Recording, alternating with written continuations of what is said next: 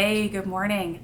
So I just woke up, made a coffee, came back to bed, and the reason I'm even starting this video this early, which, I haven't even washed my face yet, let alone finished my coffee or half finished it, as I'm told I usually do.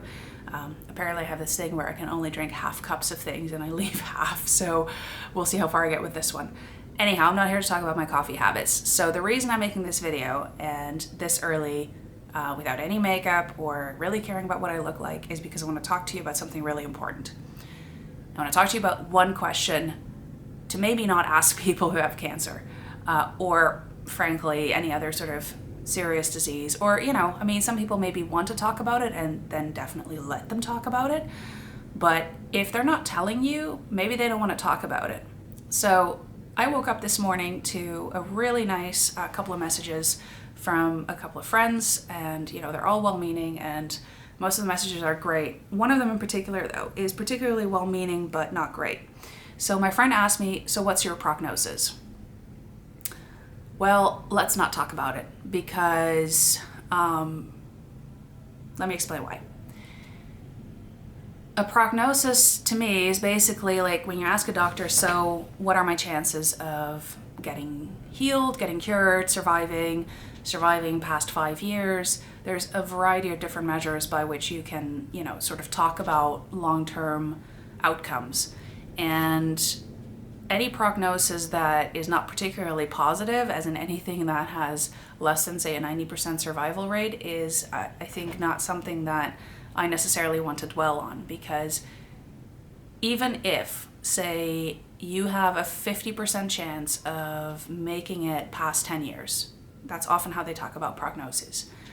Let's say you have a 50% chance, then that's 50% of people in a similar boat that isn't making it past 10 years. So then immediately start thinking, oh my God, maybe I only have 10 years to live. I might only have 5 years to live. I might this, I might that. Either way, whichever way your mind goes with it, it goes into this negative sort of corner.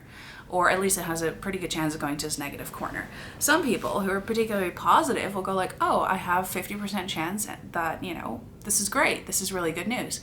So this is where it's all relative. Similarly, if someone has an 80% chance of surviving, one person might look at that and go like, holy crap, there's 20% of people that don't make it. That's really bad. And other people will go like, wow, 80% of people make it. This is great. So you don't know how the person dealing with this looks at it. You don't know how they feel about it. And what's probably even more dangerous is you really don't know what prognosis they've been given. And so to talk about that, I think it only brings in the negative side of things. It only brings in the what could not be, or what might not be, or what may not happen. And instead, I'd much rather focus my energy and attention, and I'd rather have my friends focus their energy, if they're going to be thinking about me, thinking good thoughts and thinking positive things and thinking about what can be, what might be, what will be, and not what can't, or what might not. Because I think planting that seed of fear is, first of all, it's definitely not going to help me.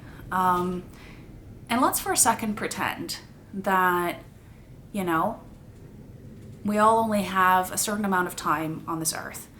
And let's pretend that we know exactly how long that is. Then do we really want to spend all of our days, however long they are, however many they are, do we want to spend them fretting about, oh my God, it's coming, or it's, it's only this amount of time instead of that amount of time? That's really not a great way to live. So I think the prognosis question is a really dangerous question. It brings up a lot of potential pain, and it brings up that initial trauma of when the doctor told you how serious or not serious something was, and nobody really needs that. So if you're a well-meaning friend, my recommendation is to avoid the prognosis question. It's just a difficult one to answer. It's a very difficult one to answer in my case, because I have something that, statistically speaking, I shouldn't have. The average 34-year-old woman is more likely to have breast cancer than esophageal cancer.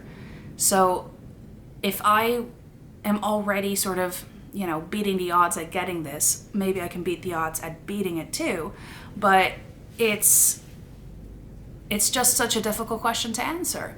And so I don't really want to rack my brain over how am I going to answer this in a way that is still positive, in a way that doesn't, hurt me as well or hurt others. And so it's just better really not to ask. Like, I'm so happy to talk about how things are going. I'm happy to explain the treatments I'm going through. I really like it when my friends try to help me by pointing out, here's a clinical trial doing this, here's someone doing that. Have you considered immunotherapy? Have you considered this, that, or the other? I want to hear about all of that.